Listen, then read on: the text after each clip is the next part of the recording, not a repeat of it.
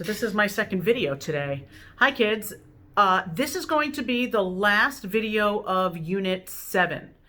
So this unit included the electromagnetic spectrum, how light interacts with matter like reflection, refraction, absorption, and scatter. It dealt with evaporation, specific heat, station models, air masses, fronts on a weather map, and we just did severe weather today. I'm actually recording this the same day as we recorded severe weather, but this is going to be the last recording of this topic, but this kind of ties things together, and there's an interesting phenomena about climate. You can have two cities that are on the same latitude as Earth, which means they're getting the same amount of sunlight, they have the same kinds of seasons, all those things are the same, and yet they could have totally different climates. Why? Because one place is on a coast and the other place is nowhere near a coast. This is called inland versus coastal temperature ranges. They call it inland or continental versus coastal places. And places on a coast have much more interesting climates than places inland. Some might say it's the other way around, but they have very different climates even if they get the same amount of sunlight and they're on the same latitude. I'm going to show you how right now. Grab a pen, you might want to copy some of this. You don't really need a reference table for this topic. Just follow along the slideshow, and then I'm going to give you some questions. I might actually just include those questions in your Topic 7 test. I think that's what I'm going to do. Okay, without further ado, inland versus coastal temperature ranges. Okay, so this is the inland versus coastal temperature ranges video. This is a map of the United States, and I'm pointing out where Long Island is. New York, of course, is this area, and some of it is hidden behind this pin, but Long Island is right here. Clearly, we're on the Atlantic coast. All of these places along here are considered coastal areas, because they're on a coast. All of these places along the west coast, also considered coastal. But all these places in the central United States, central Canada, other places around the world that are nowhere near a large body of water, those are considered inland areas. Now, cities at the same latitude receive the same angle and duration of insolation. Remember that insolation is short for incoming solar radiation. And they have the same seasons. And it seems like their climates should be similar, but that is not the case. So just take a look at this. Right in the center of this little map is 40 degrees north. And New York is, New York City is at about 40 degrees, 45 minutes north. But we're right around there. And on a global scale, that's not a big difference of a few minutes of latitude. But there are lots of cities along this approximate latitude. Chicago, Illinois, Denver, Colorado, Madrid in Spain, Rome in Italy, Istanbul in Turkey, Beijing in China. Lots of places are on this approximate latitude, and yet those places have very different climates. And the reason is because one is inland and one is coastal. So check it out. New York is approximately at the same latitude as many other U.S. cities, but their climate is different. And here's how. New York's summers are cooler, and its winters are warmer than those in the central United States. A lot of people think it would be just the opposite, that if you're on a coast, it's always going to be colder. It's really not the case. New York has cooler summers and warmer winters. Places in the center have much warmer summers and much cooler winters, even though they're at the same latitude. Well, why? This is another diagram. This is actually a close-up. So before we get into the why, even places close to New York City can have different temperatures. This is a close-up of basically what they call the tri-state area, with a particular emphasis on Long Island because we are Long Islanders. So here is Long Island. Right in here is New York City, and I'm not sure if you could see the numbers on this screen, but hopefully if you have your slideshow open, you can see that the temperatures on Long Island are around 71, 69, 67. Out here, further into the water area, 63, 57. But let's just say from 57 to 71, much cooler where it's right at the water. But places inland are much warmer, 76, 79, 80 in Newark. So here is part of New Jersey. This is part of New York. This is part of Connecticut. We call this the tri-state, New York, New Jersey, Connecticut. But warmer away from the water and cooler closer to the water. So here is the story. Here's why coastal areas have different climates. And you might want to copy this down. But this is going to be important for some future lessons. Remember that water behaves differently than other common earth materials. If you have your reference table nearby, you don't even have to open it. On the first page of your reference table is the specific heat chart. And the specific heat chart might remind you of the differences between liquid water, which has a very high specific heat, 4.18, and things like land, basalt, and granite, which is less than 1. Less than 1. So water is 4 times higher in specific heat. Well, what does that mean? Well, water has a high specific heat. Therefore, it heats up and cools down slowly, slowly. It takes months of sunlight hitting the ocean to warm it up a little, whereas land heats up very quickly, right? This is what happens at the beach. So you get to the beach and the sand is hot and it's burning your feet. So you run to the water and the water is cold. And yet you're at the same beach, at the same latitude, under the same sun, at the same time, and you have dramatically different temperatures. You actually have 3 different temperatures. The sand is hot, the water is cold, and the air is somewhere in between, warm. That's all because of specific heat. So think about what that does long term to the weather and longer term, the climate. Water has a high specific heat. It heats up and cools down slowly. Plus, water evaporates, and evaporation is a cooling process. Evaporation is a cooling process, and our oceans are always evaporating. And remember, also on the first page of your reference table, I know I said you didn't need your reference table, but I guess you do, sorry. Remember that vaporization, evaporating, requires an enormous amount of energy, 2,260 joules per gram. So all of this kind of gets together. All of this evaporation cools it off, takes some of that energy with it. So our oceans are cooler. Remember also that water, although it is clear and it allows some sunlight in, it also reflects a lot back. So all of that insulation is not going into the water. Some of it is being reflected and bounced off. And remember also that if the water is cool, which it is because of the high specific heat, the evaporation, the reflection, if water is cool, then the air sitting on top of it is cool. Cool waters cool the air above it, creating higher pressure and wind. And you know that wind keeps things even colder, and winds blow from high to low pressure, from cool to warm temperatures.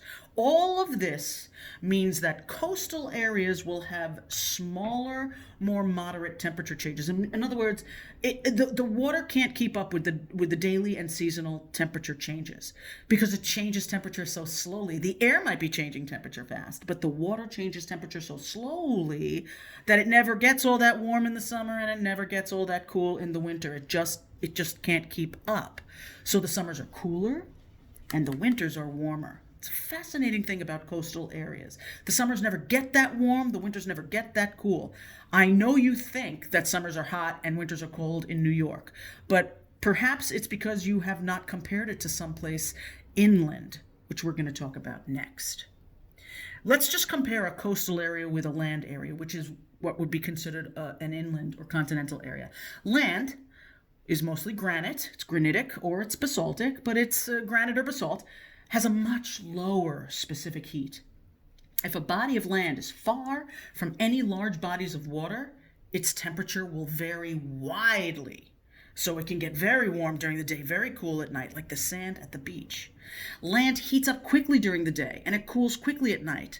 So if you've ever been to a desert, and even if you haven't, deserts can be literally over 100 degrees Fahrenheit during the day, but at night, it's not just cool, it's cold. It can actually be below freezing, not always, but it can go below freezing. Now think about it. From 100 to 32 degrees, that's freezing temperature, not below it, but that's freezing temperature. That's almost a 70 degree, it's a 68 degree temperature range. That's enormous. That just doesn't happen near water.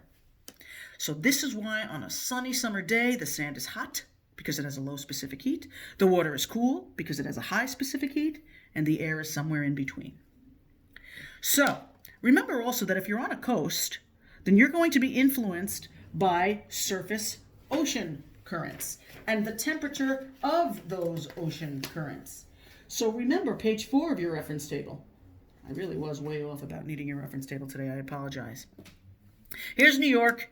Here's Los Angeles. But remember, let's read this. New York is coastal, but its closest ocean current is the Gulf Stream, which is a warm current. So we have warm water coming up the east coast over here from the equator, and it carries that warm water with it, which keeps the temperatures and the climates of these northerly latitudes much warmer than they would have otherwise been had the ocean been cooler here. Whereas California, Los Angeles is at a slightly lower latitude, but even parts of Northern California or even parts of further Southern California, there is a very cool ocean current coming down from the north on the west coast. Remember, every east coast has a warm current. Every west coast worldwide has a cool current. So even though you are at a lower latitude closer to the tropics, it's much cooler in Los Angeles than most people expect. And that's due to the temperature of those currents. So I'm going to read this to you in case you can't see it. New York is coastal, but its closest ocean current is the Gulf Stream, which is warm current. Los Angeles, California, is coastal, and although it has a lower latitude, it is cooler than expected due to its proximity to the California current, which is a cold current. However, places like Kansas, here's a map of the United States. Look where Kansas is, smack center in the middle of the United States. It is nowhere near the Atlantic, it is nowhere near the Pacific, and it is nowhere near the Gulf of Mexico. It is deep inland. It is a continental area. A place like Kansas is considered inland or continental, and its temperatures fluctuate widely, both between the daily high and the daily low, and the nightly low temperature, and between the summer high temperatures and the winter lows. During the day, this can get way, way, way up there, 70, 80 degrees, and at night it could drop way, way, way down, 60, 70 degrees lower at night. Very cold during the night, very warm during the day. Same with summers. Summers can get very warm. Winters can get very, very cold because there's no water to slow down that temperature change. So here is a slide that kind of explains it, and use some of the words you might see in your Regents question. Water regulates the temperature. They might use the word moderates the temperature. That means it kind of keeps it medium. Never gets too high, never gets too low. It regulates or moderates the temperature, all due to the distance from a large body of water. Water regulates the temperature. Closer to large bodies of water means cooler summers and warmer winters. Not that big of a temperature change. Not that big of a temperature change. Okay, so here's a graph, and you will see this in your questions coming up. Cities A and B are located at the same latitude, but look at these lines. City A, here on this axis, it says average monthly temperature, and it starts at negative 12 degrees Celsius, which is far below freezing. It goes all the way up to 32 degrees Celsius, which is very, very warm. It's like 85 degrees. And down here are the months, and it goes from December to December. So December, January, February, March, etc. Look at City A. City A starts at negative 4 degrees Celsius, below freezing, goes all the way up to about 24. That's about, I'd say 75 degrees Fahrenheit, and going all the way back down to about negative 4. This is a huge temperature range, very low lows, very high highs, like that. But City B is closer to a large body of water, and the temperature does not change as extremely when you're close. So it starts at about 8, and it goes all the way up to about 13, 14. That's a difference of just a handful of degrees, whereas this is a difference of 20, 30 degrees. So this is coastal. Coastal temperatures just don't change that much, whereas inland temperatures have dramatic temperature changes.